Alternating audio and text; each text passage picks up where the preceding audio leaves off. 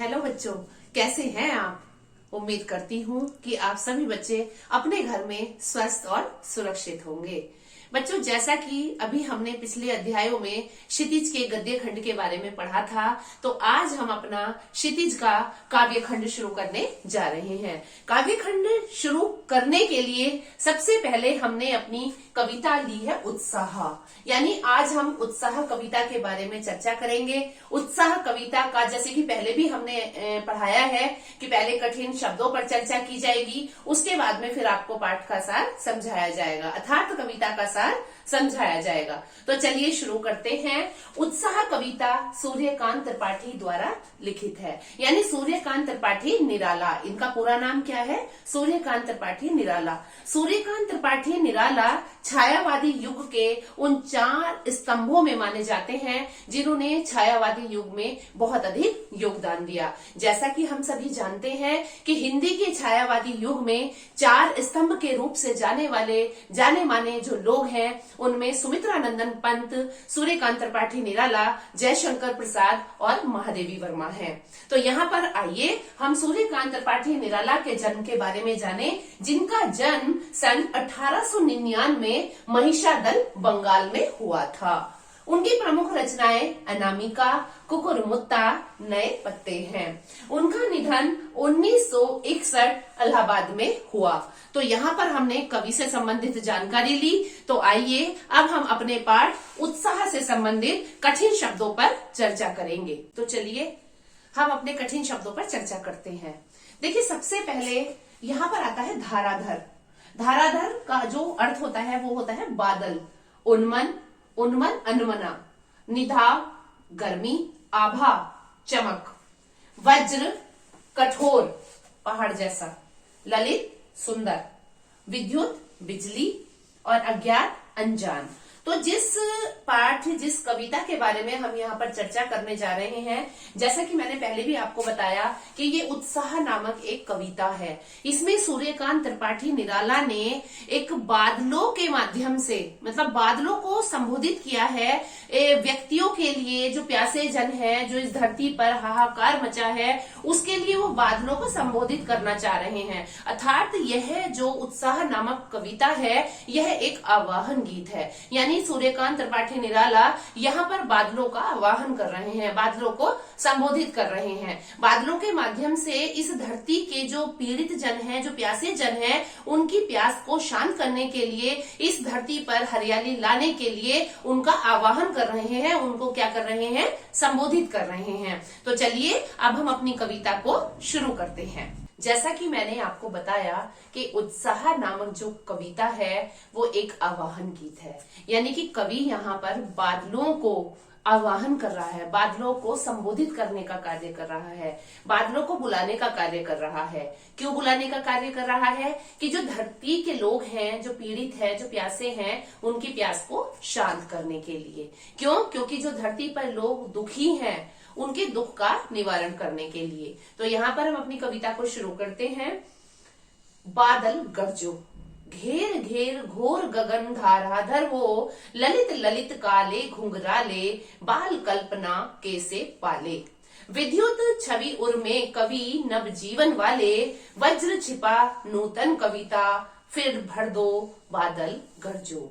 तो जैसा कि मैंने बताया कि यहाँ पर कवि सूर्यकांत त्रिपाठी निराला बादलों को संबोधित कर रहे हैं।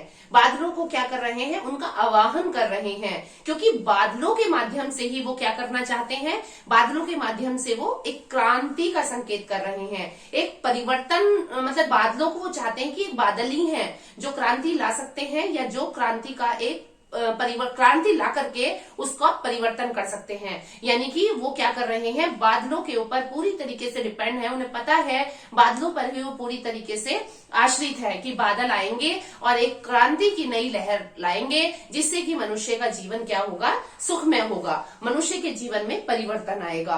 कैसे? कि घेर घेर गगन धाराधर हो। धाराधर यानी बादलों के लिए कहा गया है कि हे बादलों, तुम अपनी एक घनघोर घटाओं के साथ, कि हे बादलों, तुम घरघोर गर्जना के साथ इस संपूर्ण यानी कि गगन ओ धाराधर ललित ललित काले घुंघराले की हे बादलों, तुम अपनी संपूर्ण घटाओं के साथ चारों ओर से घटाओं को, काली काली घटाओं को, जो एक छोटे बच्चे के जो बाल होते हैं, जो काले काले घुंघराले बाल जैसे बादल हैं, उनकी ओर वह संकेत करता हुआ कहता है कि हे बादलों, तुम चारों ओर से अपनी कालीमा लेकर आओ, अपनी एक घनघोर घटाओं के साथ आओ और यहाँ आकर इस धरती पर क्या कर दो, विद्युत छवि उर में भर दो। विद्युत यानी बिजली जैसी छवि, छवि का एक आभा जिसे कहा जाता है, चमक जिसे कहा जाता है कि हे बादलों, तुम चारों दिशाओं से घोर घोर कर, घुमर घुमर कर उमड़ो।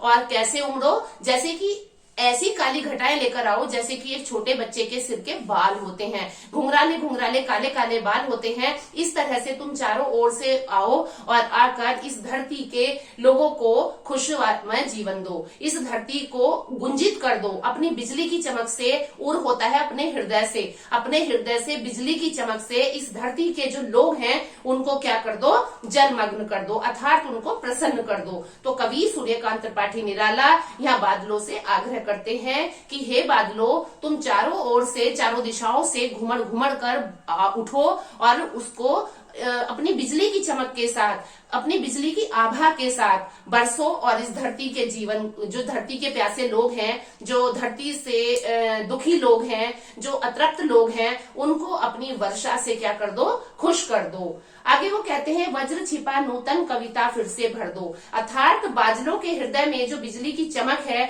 जो एक वज्र के समान कठोर होती है। आपने देखा होगा जब बादल गरजते हैं, गर्जना करते हैं, तो उनका जो गर्जन होता है, उस गर्जन में एक अजीब सा डर होता है, एक अजीब प्रकार का एक उसका जो आवाज होती है वो ऐसी होती है जैसे कि बहुत जबरदस्त कहीं कोई वज्र गिरा हो। तो ऐसी स्थिति में कवि सूर्यकांत त्रिपाठी निराला बादलों को संबोधित करते हुए कहते हैं कि तुम्हारे हृदय में जो एक वज्र छिपा हुआ है, अर्थात तुम्हारे हृदय में जो बिजली की चमक है, जो वज्र के समान कठोर है, वह क्या है, वज्र के समान कठोर जो एक कहना चाहिए बिजली की चमक है, उसके द्वारा तुम इस संसार में क्रांति लेकर आओ।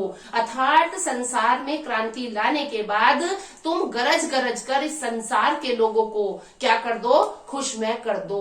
उनके लोगों का, जो संसार के लोग हैं, उन लोगों के अंदर एक नए जीवन का संचार कर दो, उन लोगों के अंदर एक ऊर्जा का संचार कर दो। उसके बाद कहते हैं वो विकल विकल उन्मन थे उन्मन, विकल विकल उन्मन थे उन्मन। उन्मन का मतलब मैंने बताया था जो अनजाना होता है, एक अनमना शब्द भी होता है जो मैंने आपको कठिन शब्दों में बताया। तो यहाँ पर सूर्यकांत त्रिपाठी निराला कहते हैं कि विकल विकल उन्मन थे उन्मन, विश्व के निदाग के सकल जन।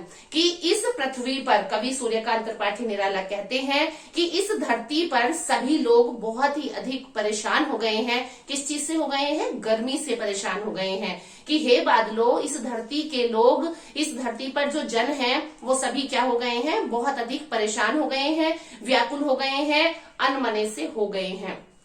अज्ञात दिशा से आने वाले अनंत के घन। की हे अज्ञात यानी कि किसी भी अज्ञात दिशा से जिसकी हमें जानकारी नहीं है। इन पंक्तियों के माध्यम से कवि कहना चाहते हैं कि किसी भी अज्ञात दिशा से आकर खूब जोर जोर से बरसो, जिससे कि संसार के सभी लोग तृप्त, जो एक त्रस्त हुए हैं, कैसे दुखी हुए हैं, उन लोगों के दुख को दूर कर दो और उनको तृप्त कर दो। अर्थात इस संसार के लोगों को तृप्त धरा जल से शीतल कर दो, बादल गरजो। अर्थात इस संसार में जो लोग दुखी हैं, जो सारी पृथ्वी व्याकुल है, गर्मी से परेशान है, उस गर्मी से परेशान निजात दिलाने के लिए, उस गर्मी से छुटकारा दिलाने के लिए हे बादलों, तुम धरती पर इतना बरसो कि पूरी धरती शीतल हो जाए और जितने भी संसार के लोग हैं उन्हें सुख का अनुभव हो और वे सभी के सभी क्या है, खुश हो जाएं। इस तरह से कवि सूर्यकांत त्रिपाठी निराला बादलों को संबोधित कर रहे हैं। तो यहाँ पर हमारी कविता का सार समाप्त होता है। मैं अपने शब्दों को विराम देती हूँ। धन्यवाद।